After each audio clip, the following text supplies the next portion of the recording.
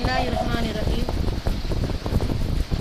تزکیے کی کلاس میں ہمارا عنوان ہے دعا۔ یہاں میرا مقصد دعا کے فضائل و مسائل بیان کرنا نہیں ہے، بلکہ پہلی بات یہ ہے کہ ہم اللہ تعالیٰ سے دعا کرتے رہیں کہ اللہ ہمیں حسن اخلاق کی ہدایت دے۔ دعا دینا بھی یہ اخلاقی فریضہ ہے اور حسن اخلاقی کی بات ایک جو ہے شکل ہے۔ آپ صلی اللہ علیہ وسلم نے فرمایا، حدیث کے الفاظ ہے، اللہم انت الملک لا الہ الا انت، اے اللہ آپ بادشاہ ہیں، نہیں ہے آپ کے سوا کوئی، انت ربی آپ ہمارے رب ہیں، آپ میرے رب ہیں، وانا عبدک میں آپ کا بندہ ہوں، ظلمت نفسی میں نے اپنے اوپر گناہوں کا بوجھ جو ہے اٹھایا ہوں، واعترفت بذنبی میں اپنے گناہوں کا اعتراف کرتا ہوں، فاغفر لی ذنوبی بخش دے میرے گناہوں کو، جمیعا سب کے سب، انہ لا یغفر الذنوب الا انت بے شک آپ ہی ہیں جو ہمارے گناہوں کو کور کر سکتے ہیں، وہدینی مجھے ہدایت دیجیے، لأحسن الاخلاق بہترین اخلاق کی، لا یہدی لأحسنها نہیں ہدایت دیتے آپ بہترین اخلاق کی، آپ ہی ہے، الا انت آپ کے علاوہ کوئی نہیں ہے جو بہترین اخلاق کی ہمیں ہدایت دے، واصرف عنی سیئہا اور ہٹا دے ہم سے ہمارے برائیوں کو، لا یصرف عنی سیئہا الا انت نہیں ہے آپ کے علاوہ کوئی ہمارے برائیوں کو ہٹانے والا، لبیک و سعدیک حاضر ہوں، فالخیر کلہ فی یدک نیک بختی اور ہر بھلائی سب کے سب آپ کے ہاتھ میں ہے۔ یہ محمد صلی اللہ علیہ وسلم دعا فرماتے تھے، مسلم کی حدیث ہے۔ آپ نے دعا کی ہدایت دی کہ جب بھی جس سے ملاقات ہوتی ہے ان کو دعا دیا کریں، اس کی بڑی اہمیت ہے۔ لوگ عام طور پر اپنے لیے دعائیہ کلمات پسند کرتے ہیں، آپ ان سے مل کر سلام کے بعد حال احوال پوچھیں اور یہ بھی کہہ دیں کہ اللہ آپ کو خوش رکھے، آپ کی زندگی میں برکت دے، تو لوگ آپ سے بہت خوش ہو جاتے ہیں۔ کسی آدمی سے آپ ملیں، اس کے بچے بھی ساتھ میں رہیں، تو آپ ان سے کہہ سکتے ہیں اللہ ان سے آپ کی آنکھوں کی ٹھنڈک کرے، اللہ آپ کی وحدت قائم رکھے، یعنی آپ کو متحد رکھے، اللہ کرے آپ کی اولاد نیک زندگی بسر کرے، وغیرہ وغیرہ۔ جب بھی آپ ملاقات کرتے ہیں کسی سے تو ان باتوں کا خاص خیال رکھیں۔ محمد صلی اللہ علیہ وسلم ہمیشہ دعائیہ کلمات کہتے تھے، گفتگو کے دوران اپنے دعائیہ کلمات کا لوگوں کے دلوں پر عجیب اثر ہوتا ہے۔ جب بھی آپ بات کرتے ہیں تو ایک ضرور دعا دے دینا چاہیے، اس کا بہت بہترین اثر ہوتا ہے۔ رمضان کے مہینے میں ایک واقعہ یہ ہوا تھا کہ کعبۃ اللہ میں ایک شخص جو خطیب تھے، مکہ مکرمہ میں حرم کے پاس ایک بڑی ہوٹل کے کمرے میں ٹی وی چینل پہ پروگرام تھا ان کا، دو صحابہ سارے جو ہے کعبے پر سیدھی نظر پڑ رہی تھی اس کمرے سے۔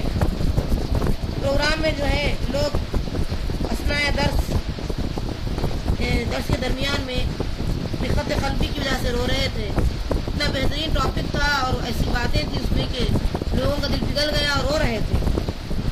پوری جو ہے فضا کعبۃ اللہ کی روحانی چادر سے لپٹی ہوئی تھی، صرف ایک شخص تھا جو اس کو احساس نہیں تھا اور وہ تھا کیمرہ مین۔ تو کیمرہ مین جو ہے ایک ہاتھ اپنے کیمرہ تھامے ہوا تھا اور دوسرے ہاتھ میں سگریٹ جلایا ہوا تھا، اور رمضان کی بابرکت رات کا ایک بھی لمحہ ضائع کیے بغیر اپنے پھیپڑے کو تمباکو سے جو ہے धुएं से भरते रहा। ये जो सिगार है, जो तंबाकू जिसको कहते हैं, या समझिए कि सिगरेट का जो धुआं था, वो कह रहे थे खतीब के मुझे बहुत तंग किया है, मेरा दम घुटने लगा। लेकिन सब्र के सिवा कोई चारा भी तो नहीं था। 1 घंटे के बाद कैमरामैन जब प्रोग्राम मुकम्मल हुआ तो मेरा शुक्रिया अदा करने के लिए आगे बढ़ा। मैंने गर्मजोशी से उसके हाथ मिला और दबाया और कहा कि दीनी प्रोग्रामों की जो आप अक्सबंदी कर रहे हैं, जो प्रोग्राम लिए हैं, आपकी शिरकत का भी जो है मैं शुक्रिया अदा करता हूँ। मैं आपसे एक बात कहना चाहता हूँ, आपकी तवज्जो दरकार है। कहने लगा ठीक, फरमाइए क्या बोलना चाहते हैं। तो कहने लगे कि सिगरेट नोशी जो है तर्क कीजिए। तो वो मेरी बात काट कर मुझे कहने लगा मुझे नसीहत मत कीजिए, वल्लाह ऐसा कोई फ़ायदा नहीं होगा। कहने लगे सिगरेट नोशी हराम है भाई, ज़रा गौर करो, सिगरेट नोशी से कितने नुकसानात हैं। फिर वो अपनी बात को काटने लगा और कहने लगा कि 40 साल से ज़्यादा मैं सिगरेट पी रहा हूँ, मेरे रगों में खून के बजाय तंबाकू दौड़ता है। आपसे बड़े बड़े उलमा मुझ पर अपना वक्त ज़ाया कर चुके हैं, कोई फ़ायदा ही नहीं। अगर इतनी हमदर्दी तो दुआ कीजिए, बस दुआ कीजिए ना, दुआ। ये कहने लगा। मैंने हाथ पकड़ा और कहा मेरे साथ चलो। कहने लगा कहाँ चले? आइए काबे की तरफ देखते हुए हम दुआ करेंगे। हरम शरीफ की तरफ एक खिड़की खोली और खड़े हो गए। वहाँ जो है देख रहे हैं कि दिल धरने की जगह नहीं है। बैतुल्लाह में लोग रुकू सुजूद कर रहे हैं, उम्रे के लिए जो खड़े हुए हैं। बैतुल्लाह अटा हुआ है लोगों की हुजूम से। मैंने कहा कि तरफ देख रहे हो ना, ये काले गोरे, अरबी, अजमी और गनी फ़कीर, रंगो नस्ल, हर तबके के लोग हैं। ये दुआ कर रहे हैं, इनके अमाल जो नेक हैं कबूल फरमाने के लिए, अल्लाह ताला कबूल फरमाने, ये दुआ कर रहे हैं। और जो गुनाह उन्होंने किए माफ़ी की दुआ कर रहे हैं। कहने लगा हाँ बिल्कुल दुरुस्त है, सही बात कहा आपने।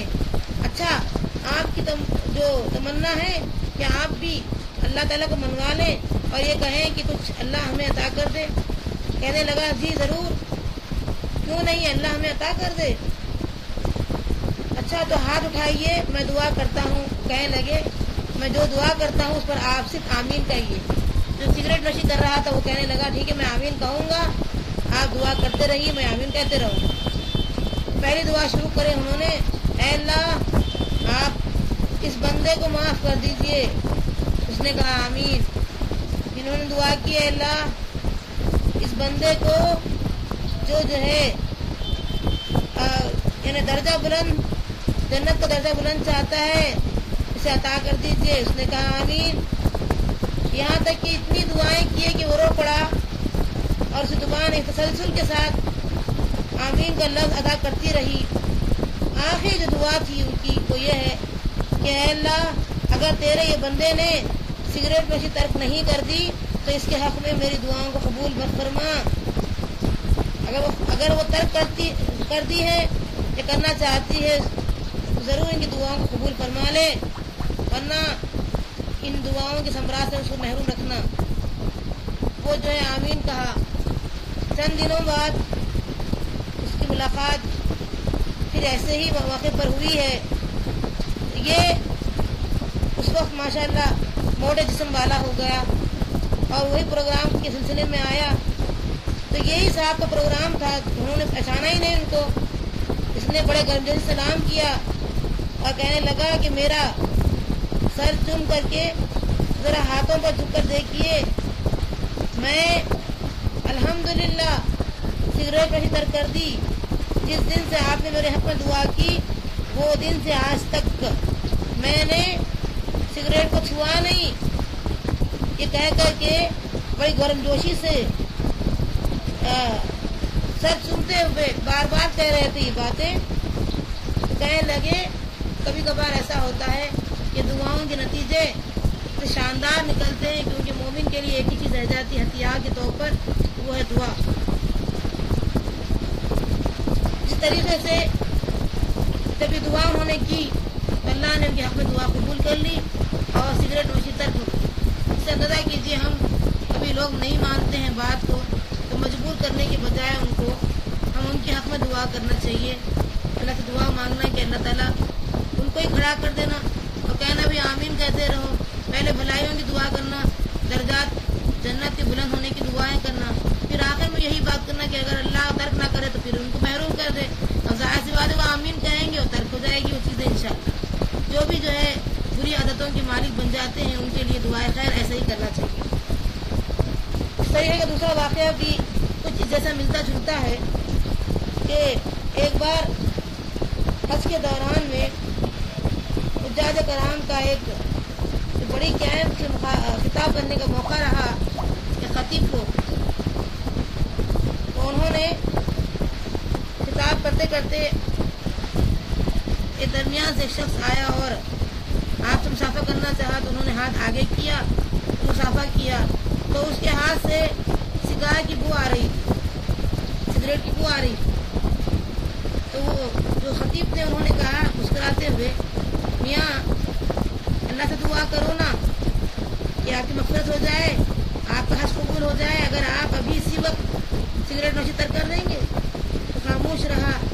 8 مہینے کے بعد پھر اسی لیکچر پر انہوں نے خوشخبری دی کہ اللہ نے آپ کی دعا قبول فرما لی کہ میں الحمدللہ سگریٹ نوشی سے بیزاری اختیار کر لیا، اور میرا معاملہ جس وقت سے میں نے چھوڑ دیا سگریٹ اسی وقت سے میرے معاملہ درست ہو گئے۔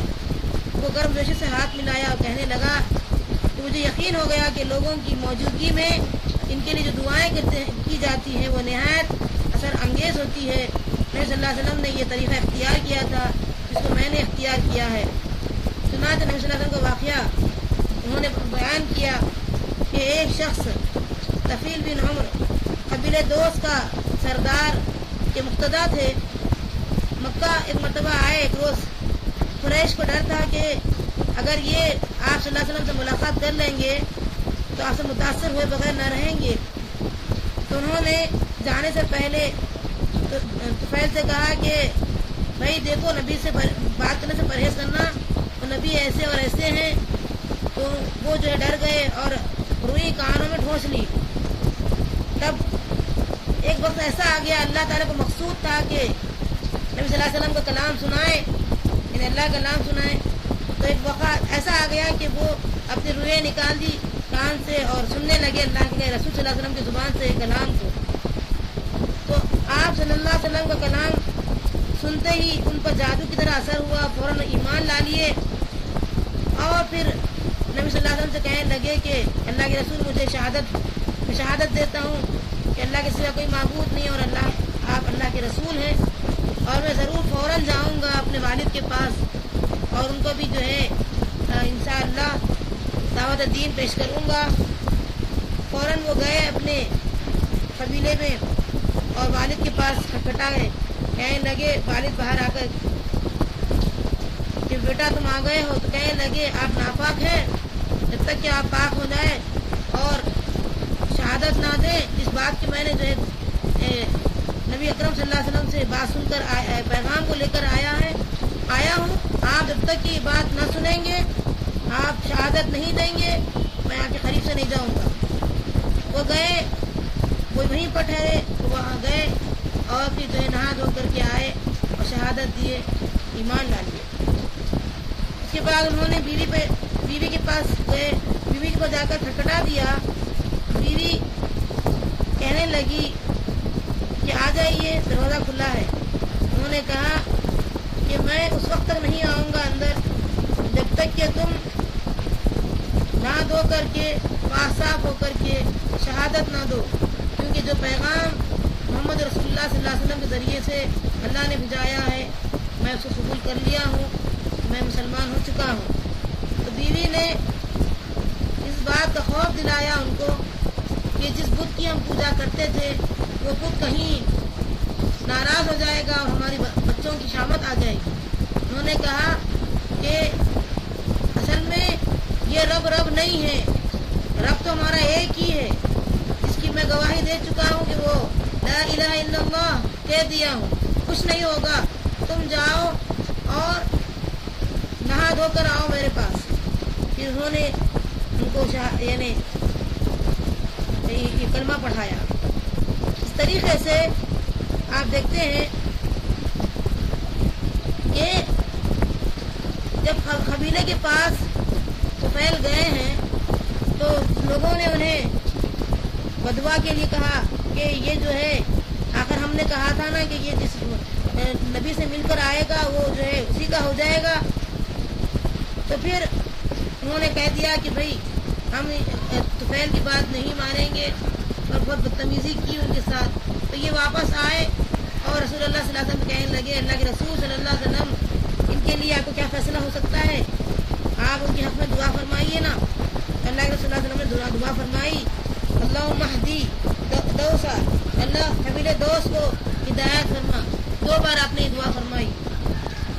پھر اس کے بعد آپ نے فرمایا جاؤ طفیل واپس جاؤ اور اپنی قوم کو اسلام کی طرف بلاؤ، اور اسلام کی طرف جب تم بلاتے ہو تو بڑی نرم گفتاری سے بلانا۔ پھر یہ گئے اور اپنے قبیلے کے پاس تو جوخ در جوخ پورے کے پورے لوگ مسلمان ہو گئے۔ یہ دعا کا نتیجہ تھا۔ آپ جانتے ہیں دعا سے کیسے خیر و برکت سامنے آتی ہے۔ ایک بار کا واقعہ ہے کہ 38 لوگ جب ایمان لائے تھے ابتدائی اسلام میں تو ابوبکر صدیق رضی اللہ عنہ نے محمد رسول اللہ صلی اللہ علیہ وسلم سے کہا کہ اللہ کے رسول ہم کو اسلام کی علانیہ دعوت دینے کا حکم دیجیے۔ تب بار بار اصرار کرنے پر آپ نے کہا ٹھیک ہے اسلام کی دعوت دیں۔ تو اس وقت یعنی عتبہ بن ربیعہ اور دوسروں نے اس قدر ابوبکر صدیق رضی اللہ عنہ پر سمجھے کہ مار پیٹ کا معاملہ کیا کہ آپ کے چہرے کی جو ہے جلد کو پھاڑ دی، انہوں نے خون بہنے لگا اور آپ کو اس قدر مارا کہ آپ سمجھیے کہ اٹھنے کے لائق نہیں رہے۔ بہرحال سب جب اکٹھے ہو گئے اور کہنے لگے کہ اگر ابوبکر صدیق رضی اللہ عنہ جان بحق ہو جائیں تو عتبہ کی کوئی خیریت نہیں ہے، ہم سب مل کر کے عتبہ کی جو ہے کمر توڑ دیں گے، اسے ختم کر دیں گے۔ جب جو ہے ابوبکر صدیق رضی اللہ عنہ کی یہ حالت پر یہ کمزوری پر ان کو ان کے گھر پہنچایا گیا، وہ بے ہوش رہے۔ جب ہوش آیا 3 دن بعد تو وہ رونے لگے، کہنے لگے کہ بتاؤ محمد صلی اللہ علیہ وسلم کیسے ہیں، کیونکہ لوگوں نے کہا، گھر والوں نے کہا اب بھی تم محمد صلی اللہ علیہ وسلم کی فکر کرتے ہو جبکہ تمہارا یہ حال ہو چکا ہے۔ کہنے لگے جب تک کہ میں محمد صلی اللہ علیہ وسلم کے بارے میں نہ جان لوں اور جب تک کہ میں ان سے نہ ملوں مجھے چین نہیں آئے گا، نہ میں کھانا کھاؤں گا۔ سوچیے محمد صلی اللہ علیہ وسلم سے کس قدر ان کی محبت، اور پھر آخرکار ان کو جو ہے بڑی چاہت کے پر محمد صلی اللہ علیہ وسلم سے ملانے کے لیے لے کر گئے۔ تو آپ صلی اللہ علیہ وسلم کے پاس جیسے ہی ملنے گئے تو پتہ چلا الحمدللہ آپ خیر و عافیت سے ہیں۔ تو پھر انہوں نے اس تکلیف میں دعا کے لیے کہا رسول اللہ صلی اللہ علیہ وسلم سے کہ اللہ کے رسول صلی اللہ علیہ وسلم دعا فرمائیے میرے ماں باپ کے لیے، میرے ماں باپ اسلام لائیں۔ چنانچہ آپ فوراً ایمان لانے کی دعا ان کی حق میں فرمائی اور اللہ نے انہیں آپ صلی اللہ علیہ وسلم کی دعا ان کے حق میں قبول فرما لی، مسلمان ہو گئے۔ تو آپ صلی اللہ علیہ وسلم کا انہوں نے اتنا شکریہ ادا کیا کہ آج یہ دن میرے نزدیک اس سے بہتر کوئی دن نہیں ہے کہ تکلیف تو بھول گئے، محمد صلی اللہ علیہ وسلم کو خیر و عافیت سے پا لیے، اور پھر جو دعا آپ نے دی اس پر جو ہے انہوں نے یہ قبول یہ جو ہے محسوس کیا کہ آج سے بہتر میرے لیے کوئی دن نہیں رہا کہ میرے ماں باپ اسلام لا چکے ہیں۔ تو اس سے ہم اندازہ کریں کہ مسلمان کی زندگی میں دعا کی بنیادی حیثیت حاصل ہے، دعا کے بنا چارہ نہیں ہے۔ آپ بار بار دعا کرتے جائیے، انشاءاللہ اس سے جو ہے اچھے بہترین ثمرات نکلیں گے۔ ابو ہریرہ رضی اللہ عنہ کا ایک واقعہ ہے اسی ضمن میں کہ ایک بار انہوں نے رسول اللہ صلی اللہ علیہ وسلم سے کہا کہ میری والدہ جب میں اسلام کی دعوت دیتا ہوں تو برا بھلا کہتی ہے، اور کل تو آپ کے بارے میں بہت برا بھلا کہی، مجھے برداشت نہیں ہو رہا ہے۔ اللہ کے رسول میری والدہ کے حق میں دعا فرمائیے۔ آپ نے فرمایا اے اللہ ابو ہریرہ کی ماں کو اسلام کی دعوت دے، اسلام کی ہدایت دے۔ چنانچہ ان کے حق میں دعا قبول ہوئی۔ کہنے لگے رسول دیکھو کیا حال ہے. وہ دروازے پر جو کھٹکھٹا دیے تو کھولتے ہی کھولتے کہنے لگی لا الہ الا اللہ محمد رسول اللہ صلی اللہ علیہ وسلم. شہادت اشہد ان لا الہ الا اللہ، میں شہادت دیتی ہوں کہ اللہ کے سوا کوئی معبود نہیں ہے اور محمد صلی اللہ علیہ وسلم اللہ کے رسول ہے. دیکھیے دعاؤں کا کیا اثر رہا کہ کہنے لگے کہ میری والدہ جب اسلام جو ہے شہادت دے دی، وہ ایمان لالی، تو میں اس قدر خوش ہوا کہ کل تک کا معاملہ کچھ اور رہا، پھر آج مجھے میرے دل کی ٹھنڈک کا سامان دے دیا کہ میری والدہ ایمان لائی. یہ دعا کے اثرات تھے. اور آپ صلی اللہ علیہ وسلم نے کیا دعا دی کہ اے اللہ ابو ہریرہ اور اس کی والدہ کی محبت مومنوں کے دلوں میں ڈال دے. کیونکہ آپ کو پتہ ہے ابو ہریرہ رضی اللہ عنہ کے بارے میں آتا ہے 5000 سے زیادہ حدیثیں انہی سے روایت کرتا ہے. اگر وہ ایک بھی حدیث ہمیں نہ سناتے تو شاید کوئی کونا گوشہ چھوٹ جاتا، ہمیں جو ہے نبی صلی اللہ علیہ وسلم کی بات نہ معلوم ہوتی. اتنے احسانات ہیں ابو ہریرہ رضی اللہ عنہ کے ہم پر کہ وہ بھوکے پیاسے رہ کر کے ہمارے لیے ایک بڑا خزانہ تیار کیے جس میں ہمارے تمام مسائل کا حل ہے. تو آپ دیکھیے آج بھی ابو ہریرہ رضی اللہ عنہ کا نام کوئی لیتے ہیں تو محبت سے جو ہے دل ابھرتا ہے. اور یہ رسول اللہ صلی اللہ علیہ وسلم کی دعا کا نتیجہ تھا. ابو ہریرہ کہنے لگے یوں روئے زمین پر موجود ہر مومن مرد اور عورت کو مجھ سے اللہ کے رسول کی دعا کے نتیجے میں محبت ہے. یقینی بات ہے کہ آج بھی ابو ہریرہ کا جو نام لیتے ہیں تو محبت مڑ آتی ہے. اور لوگ کہتے ہیں کہ اتنی زیادہ حدیثیں جو ابو ہریرہ رضی اللہ عنہ سے روایت کرتا ہے کسی اور صحابی سے نہیں ہے. اللہ سے دعا کیجیے کہ یہ دعاؤں کے نتائج ہیں کہ ہم کسی سے ملاقات کرتے ہیں تو دعاؤں پر ملاقات کریں. دعاؤں سے جو ہے کہیں کہ اللہ آپ کی اولاد کے ذریعے سے آپ کو ٹھنڈک عطا فرمائے، آپ کو جو ہے آپ کی نسلوں میں ایمان اور سمجھیے کہ رسول اللہ صلی اللہ علیہ وسلم کی محبت عطا فرمائے. اس طریقے کی آپ دعائیں دیتے رہیں، صحت یابی کی دعا دیتے رہیں.